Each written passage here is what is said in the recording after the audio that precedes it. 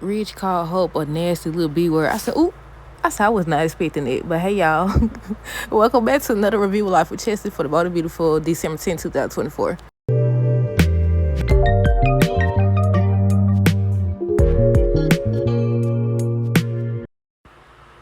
Okay, y'all. So first things first, let me know y'all thoughts on today's episode down below. Look.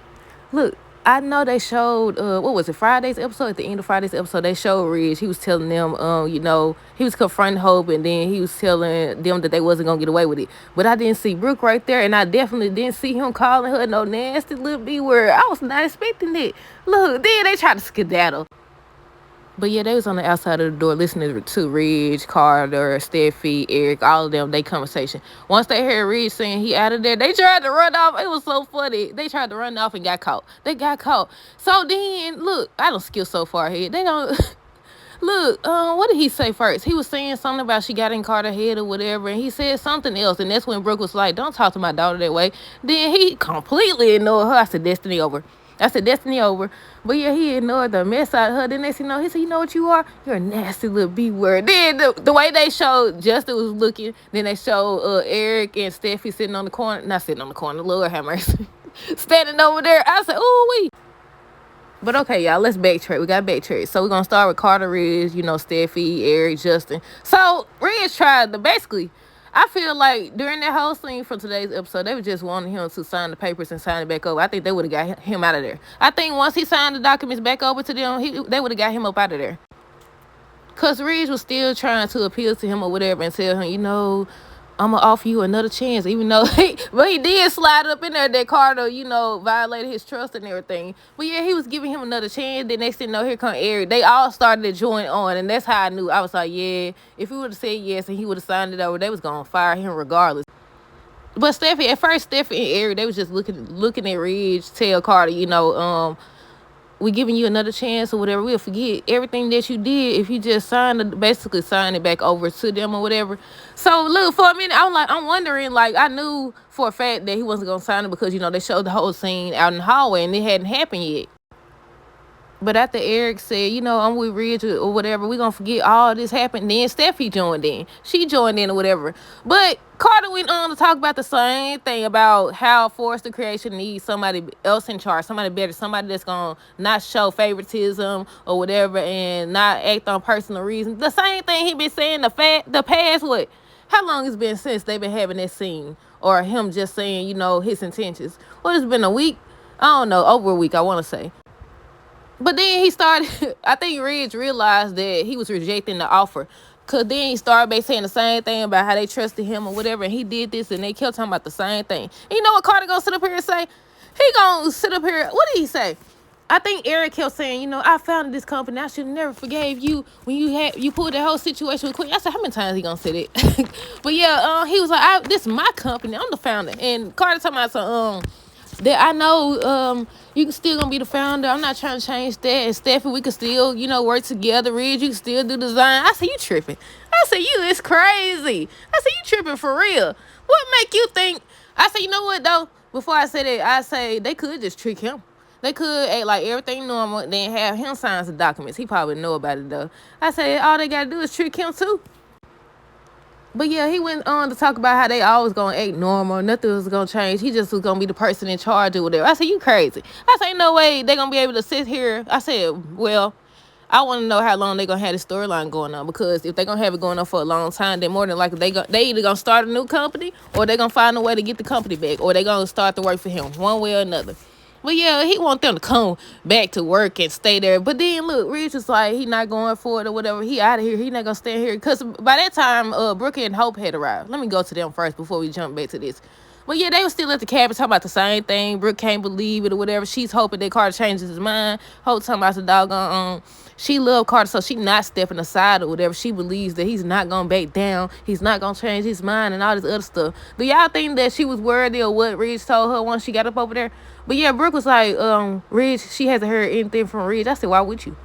What you supposed to say? Yeah, your daughter and Carter still going through with the plan or whatever. She said no. I said, I feel like all of them, again, is ignoring the reality of the situation. Everybody over here, I don't know what they got going on, to be honest. Because I'm trying to remember. I don't know if it was Carter or Hope. One of them or both of them was talking about how in time everybody gonna be cool with this. I said, even if they do go back to work with him and all this, I said go back. Yeah, well technically yeah. If they all just go back to work at Forrester Creation and everything, I don't think you'll ever forget somebody stabbed you in the back and tried to take your doggone company, something that your family built or whatever. But I don't know, it's been worse that's been forgiven and forgotten. So, but yeah, let's finish with Hope and Brooke. Like I said, Brooke was saying how she believed that Carter would change his mind, or she hoping that he doesn't. So then Brooke was talking about, she hasn't heard anything from Reed. She gonna go over there. Then Hope talking about something. Carter needs somebody by his side, so she gonna go too. Why they on the outside of the door listening and everything? And that's when Ridge was saying, I'm out of here. So once they heard that, they tried. It was so funny. They tried to run off or whatever. And that's when Ridge went out. Oh, there she is or whatever. Started confronting her about. And then she had the audacity to sit up here and get teary-eyed or whatever. I said, what you crying for? They should be the one crying. I said, you deserve to be yelled at. Now, I don't know about the whole B-word thing, but I was not expecting it. I was like, ooh. He said, you know what you are? You a nasty little B-word. I said, but at the same time, I feel like he went off more. Well, he was telling Carter about himself. I was about to say, he kind of went off on Hope and still blaming her fully versus Carter, who drew up the doggone documents. Well, they had the documents already. He just had them sign it or whatever. But he's still more upset at Hope. I said, Brooke and Ridge over. It's over and done with. Because before he even called her a nasty little B-word, he was like, I think, what did he say? You got into his head and all this stuff. This is all you. Something he was saying. And that's when Brooke was like, don't talk to my daughter this way. And he completely ignored her. That's when everybody started coming out the office because Ridge was yelling.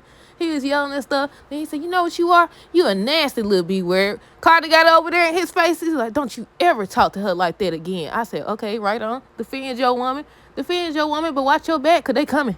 They coming for you and they coming for her. And Brooke, I was about to say Brooke could take her walking papers too, but I forgot. Carter in charge now. He did that for the Logans or whatever. So, well, you can still take your walking papers just in regards to your relationship instead of your job. I said, look, oh my goodness. I said, oh, I was not expecting that. How do y'all feel about that? I said, they wait till, look, it's the end of the year. They want to go out with a bang, y'all. They want to go out with a bang. He said, hey, you know what you are? You a nasty little B-word. I said, look, I almost forgot about Bill and Luna. This review been based on Carter and them the whole time. I almost forgot. But it's the same thing. They still in the little, what's that called? I don't know if it's the little talking. I'm going to say the talking cell. They in the talking cell or whatever. The talking room. I don't know. Where the visiting area. That's where they at. I don't know. During her whole conversation, I said, y'all know what? She played a crazy person better than, how they had her acting when she first got on there. I said, yeah, because she over here dropping these tears and stuff. I said, she almost had me fooled. But I remember when she first wrote that letter or whatever, and she had that visitation with her mama, and they showed her in the doggone cell smiling and stuff. So you know that she ain't changed. And even if she was changed, that don't take away what you done already did. You don't took somebody's life, two people's life, and you over here talking about, that wasn't me. I don't know what I did. My childhood. But yeah, that's all they was talking about. They was sitting there talking about, she was talking about her childhood, and apparently she had already shared, because y'all know yesterday I was like, when she said this, because at first Lee was saying not to do that stuff in front of Luna or whatever. But yeah, apparently she had already shared all this about her mama and what she was into with Bill prior to this whole little scene or whatever. But yeah, she was saying how I could tell that you don't hate me, Bill, and everything. I know, and we so much alike. He was like, I never took nobody's life. And she was like, I never meant to, and all this stuff. She over here trying to say she crazy. Then she gonna tell him she need his help. Don't leave me. I need your help. I said, you fool if you help her. You fool if you help her. She finna go on another rampage down the line. Look, I don't even know. Cause what did he say? She was like talking about the time that they shared, and he was saying something about having a daughter. I said, sir, that's out the window. They've been out the window when she kissed you twice. They've been out the window when she, not only the DNA test that she told you she faked, but when she kissed you twice. What are you talking about? Ain't no more daughter. It's over and done with. But yeah, that's it. That's all that happened, y'all. Let me know y'all thoughts down below. How do y'all feel about Rich calling out a nasty little B-word? How do y'all think that Bill is gonna end up helping Luna? And how will he help her? Can he get her out of jail? Normally I said no, he can't. He ain't got that type of power. He not gonna get her out. But then y'all know the whole scene with Sheila, so we'll see. But that's it. Let me know y'all thoughts down below. Stay tuned for the next review. Until next time, deuces, have girls today and be safe.